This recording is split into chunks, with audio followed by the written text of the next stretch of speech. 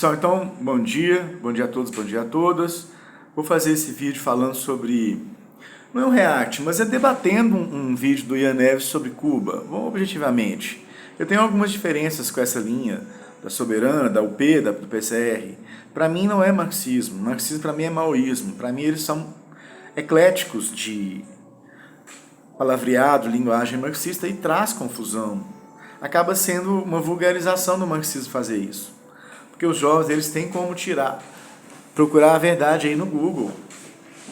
Então, por exemplo, quando o Ian fala que existe uma linha de massas em Cuba, eu tenho sérias dúvidas, pelas fontes que eu pesquisei. Então, num artigo que chama Queimem os Canaviais, o Rudy Madimbas, que é um cara dessa linha maoísta, ele cita que René Dumont, um agrônomo francês, foi a Cuba ajudá-los lá nos inícios dos anos 60, e esse grupo, a turminha do Fidel, aquela camarilha revisionista lá, falou com ele, olha, a gente falou com ele em portas fechadas, a gente não escuta o que os trabalhadores do campo querem dizer, eles são conservadores, você vai fazer o que a gente mandar.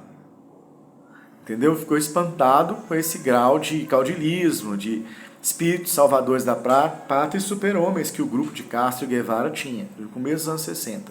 Guevara também, gente. Guevara é essa mesma coisa. Tá bom? Não é diferente, não. Guevara é um cara mais crítico, é um revolucionário, mas não é um líder socialista. E o marxismo dele é totalmente ruim, péssimo.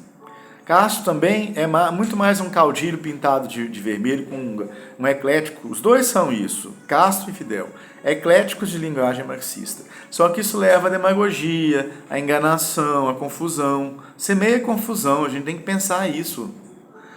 Não podemos semear confusão com os jovens e colocar coisas que eles podem desmentir facilmente.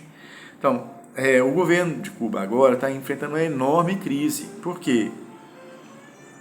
Porque eles optaram pela dependência semicolonial, primeiro com a Rússia, primeiro com a União Soviética, depois com a Venezuela, depois com a Rússia. Agora com a Rússia está em más condições, então estão em péssimas condições.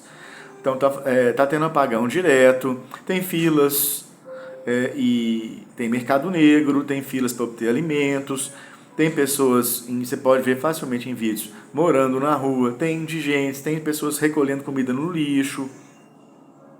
Tem uma crescente onda de violência, tem a questão da imigração em massa de jovens. Então os jovens estão de saco cheio desse papinho de socialismo do governo, não é? Enquanto existe, evidentemente, má gestão, tem apagão direto. Então os jovens, tem falta dos produtos mais básicos, muitas vezes tem que ser comprados no mercado negro.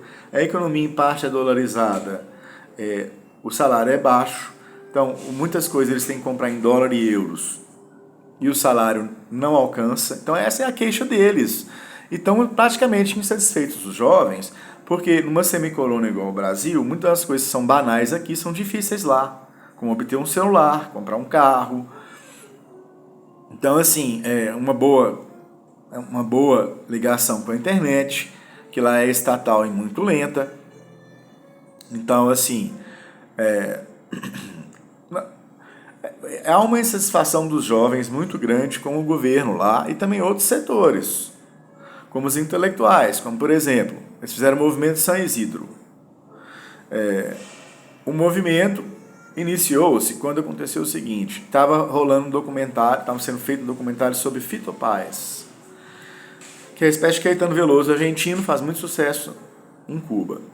Mas quando o Fito Páez começou a criticar o governo, contestando a versão de que Cienfuegos, Camilo Cienfuegos, que é um herói histórico da Revolução Cubana, teria sido assassinado e não sumido num acidente, o governo cubano simplesmente confiscou o filme, editou da forma que bem interessou, cortando essa parte, e sem autorização do diretor passou na televisão.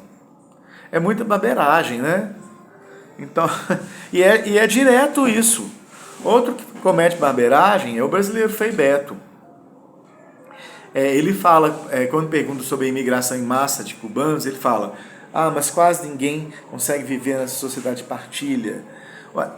São os primeiros cristãos? Entendeu? É perverso. Então a Aline Hernandes, uma intelectual cubana, está no Facebook, ela observa o quanto, tem uma postagem, a última postagem foi isso, citou foi o Frei Beto em outro episódio, em que ele ironizou o excesso de apetite dos cubanos. Só que isso é um deboche diante da fome, entendeu? Da escassez. Eles veem como um deboche, como algo perverso, como um cara. Eles veem esses caras intelectuais que vão a Cuba, como Laura Sabino e o Gaio Fato, e o próprio Frei Beto, que vive lá, foi citado pelo Gaio Fato, como pessoas que sustentam seu estilo de vida capitalista com discursos anticapitalistas.